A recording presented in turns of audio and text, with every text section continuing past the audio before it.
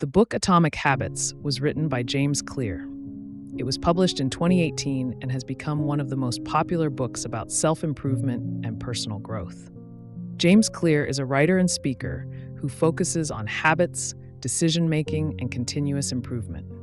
His book is based on scientific research and practical examples, making it easy to understand and apply to real life. The main idea of Atomic Habits is that small habits, when repeated over time, can lead to big changes in our lives. The book begins by explaining how habits shape our identity. Clear shares a personal story about how a serious injury changed his life and led him to discover the power of small habits. He explains that every action we take is a vote for the kind of person we want to become. Instead of focusing on big goals, he suggests focusing on tiny improvements that add up over time. This approach is called the power of 1% improvement. If we get 1% better every day, we will see huge progress in the long run. Clear introduces the idea of the habit loop, which includes 4 steps: cue, craving, response, and reward. The cue is what triggers a habit. The craving is the desire to do the habit. The response is the action itself, and the reward is what we get from doing it. Understanding this loop helps us build good habits and break bad ones. For example, if someone wants to start exercising, they can create a habit loop by placing their running shoes near the door, cue, feeling the desire to be healthy, craving, going for a short run, response, and enjoying the feeling of accomplishment, reward. One of the key lessons in the book is that habits need to be obvious, attractive, easy, and satisfying. Clear calls this the 4 laws of behavior change. First, making a habit obvious means setting up reminders and cues in our environment. For example, if someone wants to drink more water, they can keep a bottle on their desk. Second, making a habit attractive means linking it to something enjoyable. If a person loves listening to music, they can save their favorite songs for gym time. Third, making a habit easy means starting small. Instead of doing 50 push-ups, one can start with just 1. Finally, making a habit satisfying means finding ways to feel good about progress. This could be as simple as checking off a habit tracker. Breaking bad habits follows the opposite rules. A person can make a bad habit invisible by removing cues. If they want to stop eating junk food, they can keep it out of the house. They can make it unattractive by focusing on its negative effects. For example, they can think about how too much sugar affects their health. Making a habit difficult is another useful strategy. If someone wants to stop using social media too much, they can delete the apps or log out after each session. Finally, making a habit unsatisfying can help. One way to do this is by creating accountability, such as telling a friend about the goal and setting up consequences for failure.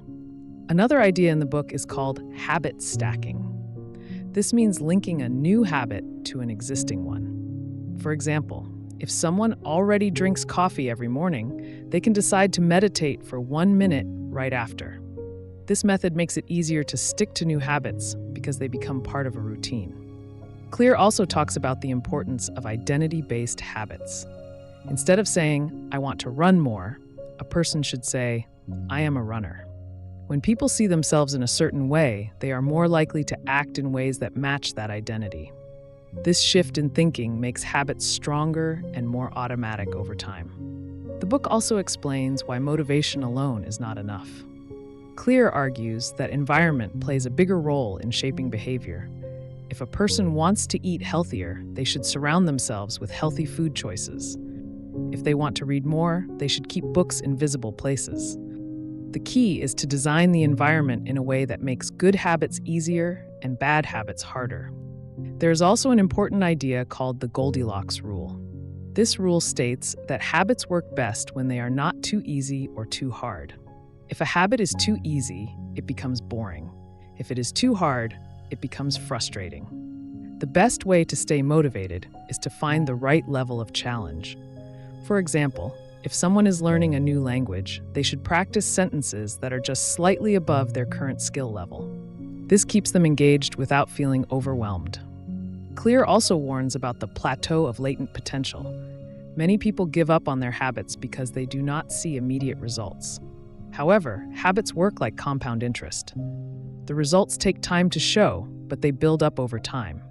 He compares it to an ice cube melting. If a room is at 28 degrees, the ice does not melt. At 29, 30, and 31 degrees, nothing happens. But at 32 degrees, the ice suddenly melts. The same happens with habits. Even when progress is invisible, it is still happening. This is why consistency is more important than perfection. Another useful tip from the book is the 2-minute rule. This rule suggests that when starting a new habit, it should take less than 2 minutes to do. For example, if someone wants to read more, they can start by reading just 1 page. If they want to exercise, they can start by doing 1 push-up. The goal is to make it easy to start because starting is the hardest part. Once the habit begins, it often continues naturally. At the end of the book, Clear reminds readers that habits are not about achieving goals, but about becoming a better version of ourselves. Success is not about making one big change, but about making small improvements every day. By focusing on small, consistent actions, anyone can create good habits, break bad ones, and build a better life. Overall, Atomic Habits is a practical guide to changing behavior in a way that is simple and effective. The book teaches that success comes from small, daily improvements rather than big changes. It provides clear steps for creating good habits and eliminating bad ones, making it useful for anyone who wants to improve their life. Whether someone wants to be healthier, more productive, or happier, the lessons in this book can help them reach their goals over time.